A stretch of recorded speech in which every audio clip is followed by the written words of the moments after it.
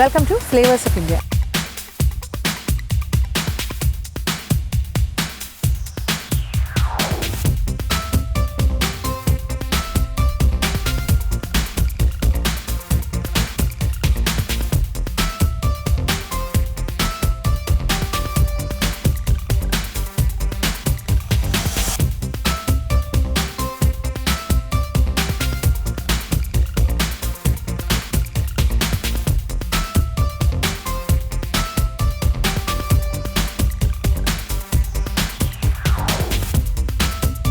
ട്രിവാൻഡ്രത്ത് നിന്നും ഒരല്പം ദൂരം സഞ്ചരിച്ചാൽ നമ്മൾ തമിഴ്നാടിൻ്റെ ഒരു ട്രിവാൻഡ്രം, അതായത് കേരള തമിഴ്നാട് ബോർഡർ കഴിഞ്ഞാൽ തക്കലയ്ക്കടുത്ത് മനോഹരമായ ഒരു ടൂറിസ്റ്റ് സ്പോട്ടുണ്ട്.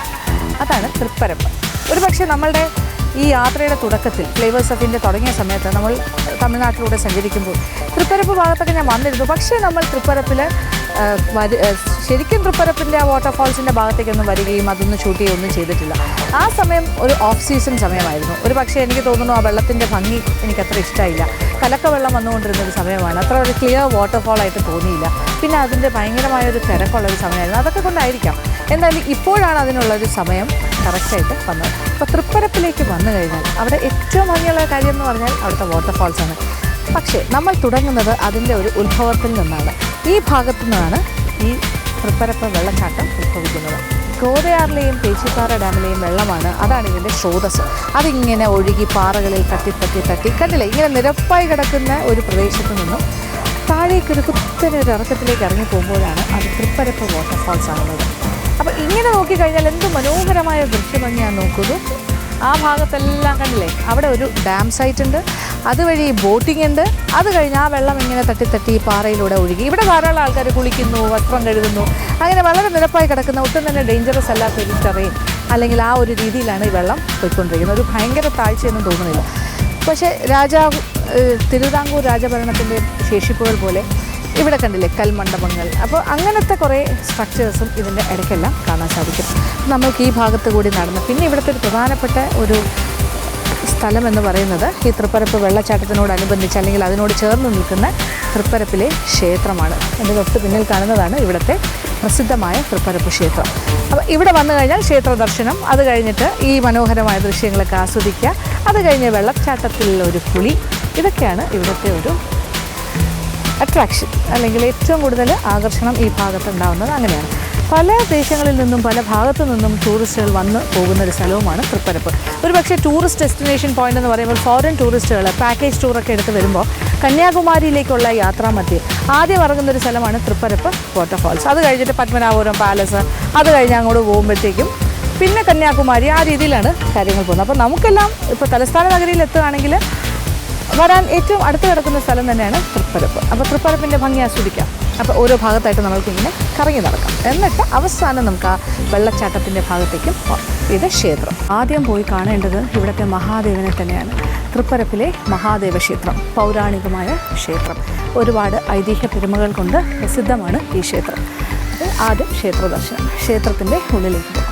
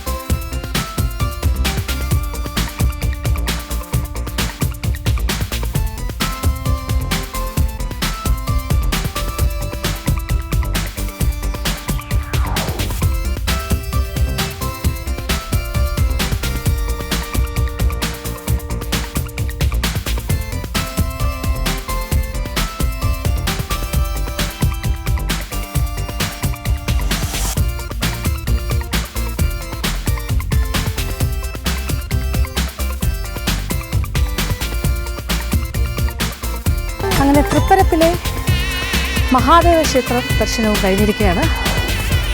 ഇത് വളരെ പൗരാണികമായ ഒരു ക്ഷേത്രമാണ്. ഏതാണ്ട് 800 വർഷത്തിലധികം പഴക്കമുള്ള ക്ഷേത്രം.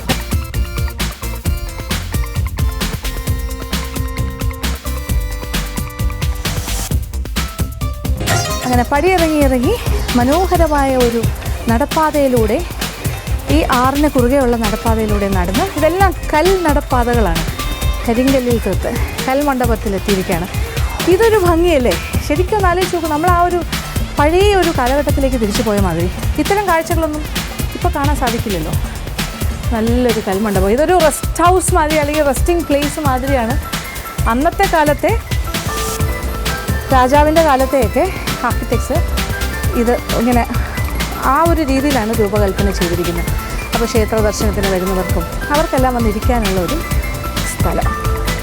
ഇവിടെ നിന്ന് നോക്കിക്കഴിഞ്ഞാലും മനോഹരമായ കാഴ്ചകളാണ്. നോക്കൂ, അവിടെ ഇങ്ങനെ ഒരു കുഞ്ഞ് ഫോൾസ് വീഴുന്നതാണ്. തട്ടി ഒരു പാലവും അവിടെ നിന്ന് ഇങ്ങനെ താഴേക്ക് ഒഴുകി നേരെ തൃപ്പരപ്പ് വാട്ടർഫോൾസായിട്ട് താഴേക്ക് പതിക്കുന്നു. അതാണ് ഇവിടുത്തെ ഒരു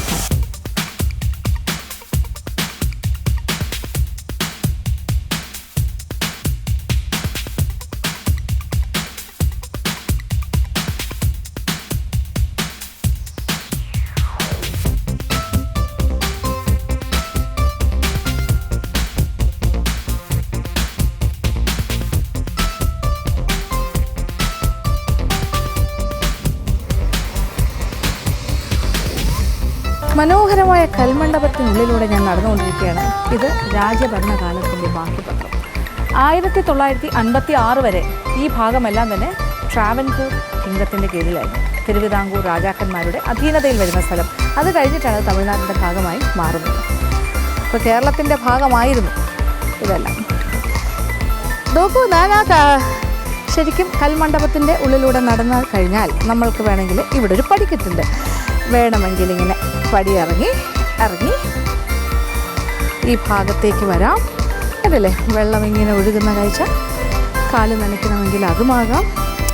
നല്ല രസകരമായ അനുഭവമാണ്. ഇവിടെ ഇരിക്കാം, വേണമെങ്കിൽ കാല് നനയ്ക്കാം. അത്തരം സൗകര്യങ്ങളെല്ലാം ഈ ഭാഗത്തുണ്ട്. ആഹാ, അപ്പോൾ ഇവിടെ എല്ലാ ആൾക്കാരും വന്ന് കുളിക്കുന്നുണ്ട്, വസ്ത്രം അലക്കുന്നുണ്ട്. പക്ഷേ ഇത് ഒഴുക്ക് വെള്ളമല്ല, അപ്പോൾ ഇങ്ങനെ ഒഴുകിക്കൊണ്ടേയിരിക്കും. നല്ല ശുദ്ധമായ ജലം. എൻ്റെ പിന്നിൽ കാണുന്നതാണ് നമ്മുടെ ക്ഷേത്രം.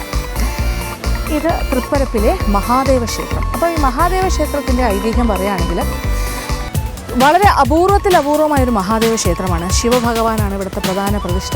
ശിവാലയ ഓട്ട സമയത്ത്, ശിവാലയ ഓട്ടം എന്ന് പറഞ്ഞിട്ട് കുറേ ശിവക്ഷേത്രങ്ങൾ ഓടിപ്പോയി നമ്മൾ പ്രാർത്ഥിക്കുന്നൊരു ദിവസമുണ്ട്. ആ ശിവാലയ ഓട്ടത്തിലെ 3ാമത്തെ ക്ഷേത്രമാണ്, 3ാമത് ദർശിക്കേണ്ട ക്ഷേത്രമാണ് ഈ തൃപ്പരപ്പിലെ മഹാദേവ ക്ഷേത്രം. ഇതിൻ്റെ ഏറ്റവും വലിയ പ്രത്യേകത എന്ന് പറഞ്ഞാൽ ശിവൻ പടിഞ്ഞാറോട്ടാണ് ദർശനം. അപ്പോൾ ഈ ഭാഗത്തേക്കാണ് ശിവൻ ദർശിക്കുന്നത്. പടിഞ്ഞാറേക്ക് ദർശിക്കുന്ന ശിവനാണ്, ദർശനം നൽകുന്ന ശിവഭഗവാൻ. അത് ഏറ്റവും പ്രധാനപ്പെട്ടൊരു കാര്യമാണ്. പിന്നെ അപൂർവത എന്ന് പറഞ്ഞാൽ ഗംഗാദേവി ഇല്ലാണ്ട് ശിവൻ ഇരിക്കുന്ന സ്ഥലമാണ്. ഗംഗയും പാർവതിയും ഒന്നുമില്ലാതെ ഏകനായിട്ട്, നന്ദിയും ഇല്ലാണ്ട്. സാധാരണ ഒരു ശിവക്ഷേത്രത്തിൽ ചെന്നാൽ എപ്പോഴും നന്ദി ഉണ്ടാവും, നന്ദിയുടെ ഒരു പ്രതിഷ്ഠ ഉണ്ടാവും, അദ്ദേഹത്തിൻ്റെ വാഹനമാണ് നന്ദി. പക്ഷേ ഇവിടെ നന്ദിയില്ല. ശിവഭഗവാൻ ഒറ്റയ്ക്കാണ്. ജടയിൽ ഗംഗയില്ല, ഗംഗാദേവിയില്ല, പാർവതി ദേവിയില്ല. അതെങ്ങനെ സംഭവിച്ചു?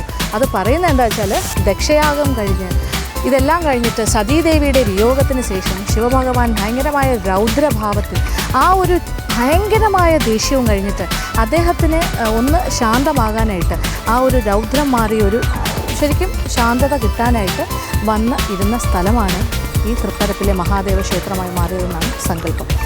അപ്പോൾ ശിവഭഗവാൻ ഒറ്റയ്ക്ക് വന്നിരുന്ന സ്ഥലമാണ് അദ്ദേഹം ശാന്തനാകാൻ വേണ്ടിയിട്ട്. അത് ദക്ഷയാഗം കഴിഞ്ഞിട്ടുള്ള സമയം. അതുകൊണ്ട് തന്നെ ഈ ക്ഷേത്രത്തിൽ ഗംഗാദേവി ഇല്ലാത്തത് കൊണ്ട് അദ്ദേഹത്തിൻ്റെ ജടയിൽ ഗംഗയില്ല. അതുകൊണ്ട് തന്നെ നമ്മൾ സാധാരണ ഒരു ശിവക്ഷേത്രത്തിൽ ബലം വയ്ക്കുമ്പോൾ ഫുള്ളായിട്ട് പ്രദക്ഷിണം വയ്ക്കാൻ പറ്റില്ല. പകുതി പ്രദക്ഷിണം വെച്ചിട്ട് തിരിഞ്ഞ് നടക്കണം എന്നാണ്. അത് കാര്യം ഗംഗാദേവി ഇടയ്ക്ക് വെച്ച് ഒഴുകുന്നു, ഗംഗയെ ക്രോസ് ചെയ്യാൻ പാടില്ല, ഗംഗാദേവിയെ മറികടക്കാൻ പാടില്ല എന്നുള്ളതാണ് സങ്കല്പം. അപ്പോൾ അതുകൊണ്ട് തന്നെ ശിവക്ഷേത്രങ്ങളിൽ പകുതി പ്രദക്ഷിണമാണ് വയ്ക്കുന്നത്, കംപ്ലീറ്റ് ചെയ്യാൻ പറ്റില്ല. പക്ഷേ ഈ ശിവക്ഷേത്രത്തിൽ ചുറ്റും പ്രദക്ഷിണം നടത്താം, പ്രദക്ഷിണം കംപ്ലീറ്റ് ചെയ്യാൻ സാധിക്കും. അതാണ് മറ്റൊരു പ്രത്യേകത. അപ്പോൾ പടിഞ്ഞാറ് ദർശനം, ശിവൻ ഏകനായിരിക്കുന്നു, ഗംഗാദേവിയില്ല, പാർവതീ ദേവിയില്ല, നന്ദി ഭഗവാനില്ല, ആരുമില്ല. നന്നായി പ്രദക്ഷിണം വയ്ക്കാം ചുറ്റുവട്ടത്ത്. ഹാഫ് പ്രദക്ഷിണമല്ല, ഫുൾ പ്രദക്ഷിണം. അങ്ങനെ ഒരുപാട് പ്രത്യേകത. ശിവാലയ ഓട്ടത്തിലെ പ്രധാനപ്പെട്ട മൂന്നാമത്തെ ക്ഷേത്രം. ഇവിടെ ഇങ്ങനെ നിരപ്പായി ആറൊഴുകുന്ന കാഴ്ച എത്ര മനോഹരമാണല്ലേ. ഈ ഭാഗത്ത് വന്നിരുന്ന് കഴിഞ്ഞാൽ നമ്മളിത് വേറെ ഏതോ സ്ഥലത്താണെന്ന് തോന്നില്ലേ. ഒരു പാടില്ല, ഒരു തിക്കില്ല, തിരക്കില്ല, നല്ലൊരു കൂൾ അറ്റ്മോസ്ഫിയർ. നന്നായിട്ട് കാലുകളെ തഴുകിപ്പോകുന്ന ശുദ്ധമായ ജലം. തൊട്ടു പിന്നിലായി മഹാദേവ ക്ഷേത്രം തൃപ്പരപ്പിലെ. പിന്നെ വെള്ളച്ചാട്ടം. ഈ വെള്ളം ചെന്ന് അവസാനിക്കുന്ന ഒരു വെള്ളച്ചാട്ടത്തിലാണ്. അവിടെ നിന്ന് കേൾക്കുന്ന ആ വെള്ളച്ചാട്ടത്തിൻ്റെ സ്വരം, നല്ല ശബ്ദം. അപ്പോൾ വലിയ പ്രതീക്ഷയാണ്. ഇനി ഇവിടെ കഴിഞ്ഞാൽ നേരെ നമ്മൾ പോകാൻ പോകുന്നത് ആ വാട്ടർഫാൾസിൻ്റെ ഭാഗത്തേക്കാണ്, തൃപ്പരപ്പിലെ വാട്ടർഫാൾസ്. അപ്പോൾ കുറച്ച് നേരമായി ഞാനിങ്ങനെ പാറപ്പുറത്തിരുന്ന് ആസ്വദിക്കുകയാണ് കാഴ്ചകൾ. ഇനി നമുക്ക് ആ കൽമണ്ഡപത്തിൻ്റെ പടിക്കെട്ടിലൊന്നിരുന്ന് നോക്കിയാലോ. അതും മനോഹരമായ ഒരു സ്ഥലമാണ്, ഇരിക്കാൻ പറ്റിയൊരു സ്ഥലമാണ്.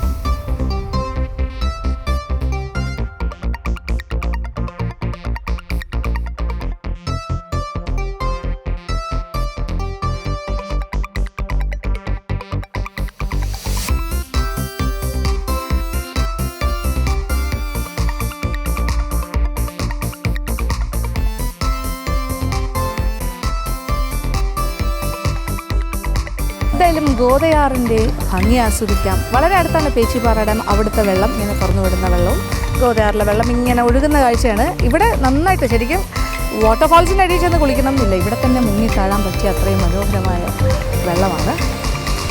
പിന്നിലെ ക്ഷേത്രവും ഈ ഒരു ബാക്ക്ഗ്രൗണ്ട് ഒന്ന് ആലോചിച്ച് നോക്കൂ. മൊത്തത്തിലൊരു ആംബിയൻസ്. ഞാൻ ഏതോ ഒരു പഴയ കാലഘട്ടത്തിലേക്ക് തിരിച്ചു പോയ പോലെയാണ്. ഇത് തമിഴ്നാടാണെന്നൊന്നും നമുക്ക് തോന്നുന്നില്ല.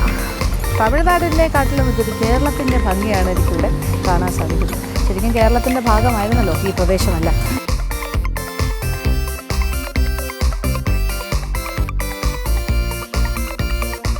ഈ ഭാഗത്തെല്ലാം നിൽക്കുമ്പോൾ നമുക്ക് ഈ പെരിങ്കൽകൂത്ത് ഭാഗം, അതായത് വാഴച്ചാൽ ആ വാട്ടർഫാൾസ് ഒക്കെ ഉണ്ടല്ലോ, ആ ഭാഗത്ത് പോകുമ്പോൾ കാണുന്ന പോലെയുള്ള ഒരു സമതല പ്രദേശം മാതിരി. പക്ഷേ ചില ഭാഗത്തൊക്കെ ഇച്ചിരിയൊക്കെ താഴ്ച ഉണ്ടാവും. എന്നാലും ഇതേ ആൾക്കാരെല്ലാം കുളിക്കുന്നൊക്കെ ഉണ്ട് ഇവിടെ. ആൾക്കാർ കുളിക്കാനൊക്കെ പറ്റിയൊരു സ്ഥലമാണിത്. നല്ല വെള്ളം, ഒഴുക്ക് വെള്ളം. ഇങ്ങനെ എനിക്കൊന്ന് കുളിച്ചാൽ കൊള്ളാമെന്നുണ്ട്, പക്ഷെ പറ്റില്ലല്ലോ, എന്താ ചെയ്യുക.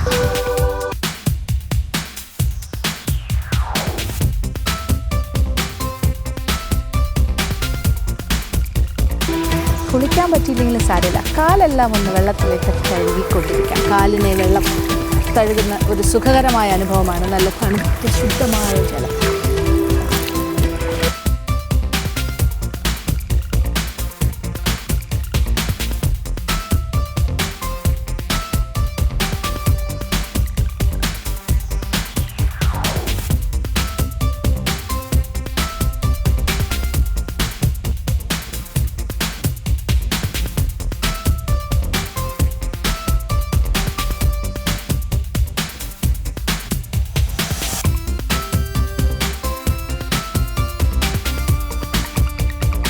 അങ്ങനെ തൃപ്പരപ്പിലെ ക്ഷേത്ര ദർശനവും കൽമണ്ഡപവും ഈ മനോഹരമായ ഈ പ്രദേശവും എല്ലാം നമ്മൾ കണ്ടു കഴിഞ്ഞു. ഇനി നമ്മൾക്ക് വാട്ടർഫാൾസിൻ്റെ ഭാഗത്തേക്ക് പോകാം. തൃപ്പരപ്പ് വെള്ളച്ചാട്ടം.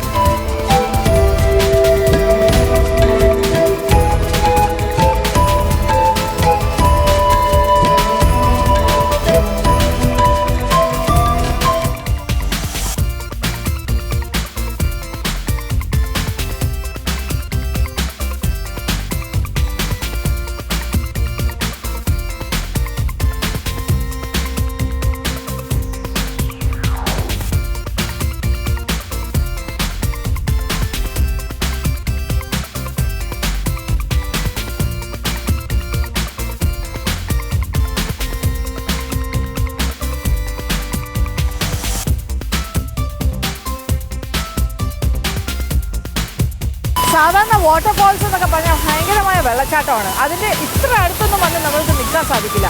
പക്ഷേ തൃപ്പരപ്പിലെ ഈ വാട്ടർഫാൾസിൻ്റെ വളരെ അടുത്ത് തന്നെ എനിക്ക് എത്താൻ സാധിച്ചു എന്നുള്ളതാണ്. പിന്നെ ഇവിടെ ആണുങ്ങൾക്കും പെണ്ണുങ്ങൾക്കും പ്രത്യേക എൻക്ലോഷറുണ്ട്.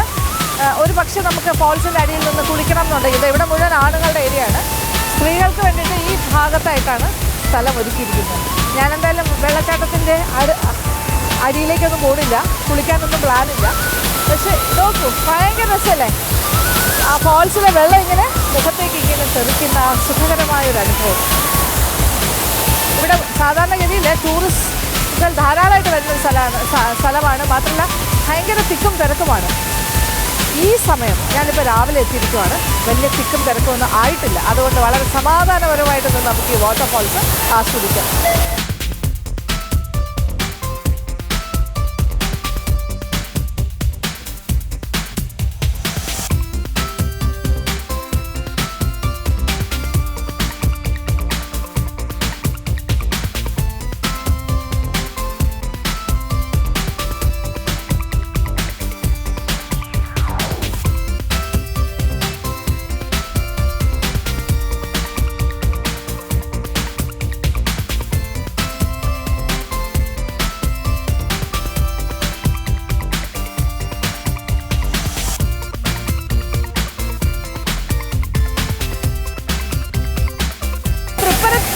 വരാൻ പറ്റിയ ഏറ്റവും നല്ല സീസണാണ് ഇതെന്ന് തോന്നുന്നു. കാര്യം നമ്മളിപ്പോൾ ഒരു റെയിനി സീസൺ കഴിഞ്ഞ് നിൽക്കുകയാണ്. കാലവർഷത്തിൻ്റെ അവസാന ഭാഗം, ഇടയ്ക്കിടയ്ക്കുള്ള മഴ. നോക്കൂ, ആ വെള്ളം ശുദ്ധമായ വെള്ളം, നല്ല നിറച്ച വെള്ളമുള്ളൊരു സമയമാണ്. വാട്ടർഫോൾസ് എന്ന് പറഞ്ഞാൽ ഇത്രയ്ക്ക് നല്ല കുത്തൊഴുക്കുണ്ടെങ്കിൽ അതിനൊരു ഭംഗി ഉണ്ടാവുള്ളൂ. ഇപ്പോൾ ഏതാണ്ട് ഞാൻ വാട്ടർഫോൾസിൻ്റെ അടിയിലേക്ക് പോയി കുളിക്കുന്നില്ല എന്ന് പറഞ്ഞു. പക്ഷേ ഏതാണ്ട് കുളിച്ചതുപോലെ എൻ്റെ മുഖം മുഴുവൻ വെള്ളമായി കഴിഞ്ഞു. അതിങ്ങനെ ശരിക്കും നല്ല ഭംഗിയായിട്ട് ഇങ്ങനെ നന്നായിട്ട് സ്പ്രിങ്കിൾ ചെയ്യുന്നുണ്ട് മുഖത്തേക്ക് ആ വാട്ടർഫോൾസ്. തെറിച്ച് ദേഹം മുഴുവൻ വെള്ളമായി തുടങ്ങി.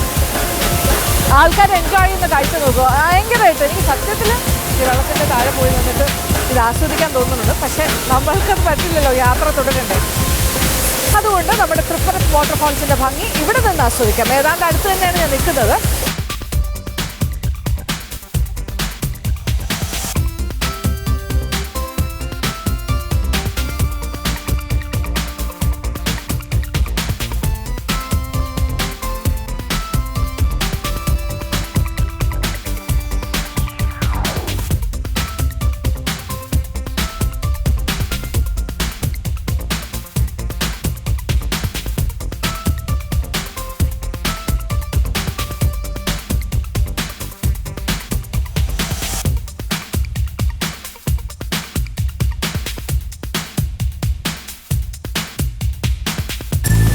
നമ്മളുടെ തൃപ്പരപ്പ് വാട്ടർഫോൾസിൽ നിന്നുള്ള വെള്ളത്തിൻ്റെ കുറച്ച് ഓവർഫ്ലോ ആണ്. ഈ ഭാഗത്തെല്ലാം ഇങ്ങനെ വെള്ളമുണ്ട്. ഞാൻ ഏതാണ്ട് മഴയത്ത് നിന്ന് നനഞ്ഞ് കുളിച്ച് വരുന്നൊരു മാതൃകയായിട്ടുണ്ട്.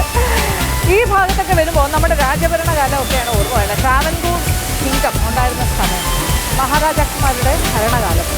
അപ്പോൾ തിരുവിതാംകൂറിൻ്റെ ഭാഗമായിരുന്നു ഇവിടുത്തെ ഈ തക്കലയുടെ ഈ ഭാഗമെല്ലാം.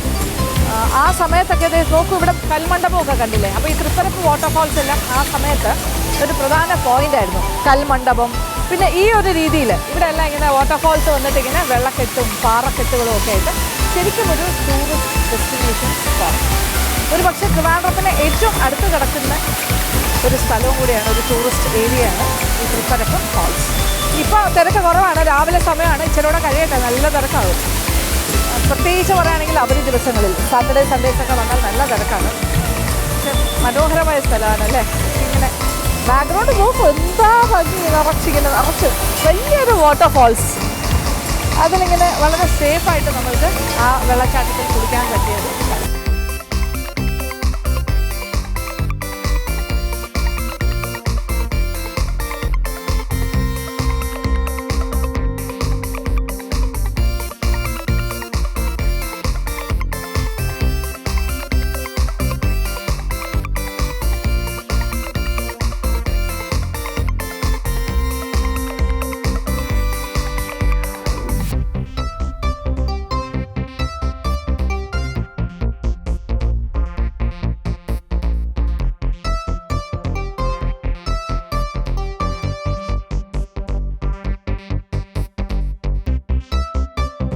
മനോഹരമായൊരു വാട്ടർഫോൾസിൻ്റെ ഭംഗി ആസ്വദിച്ച് കഴിഞ്ഞു.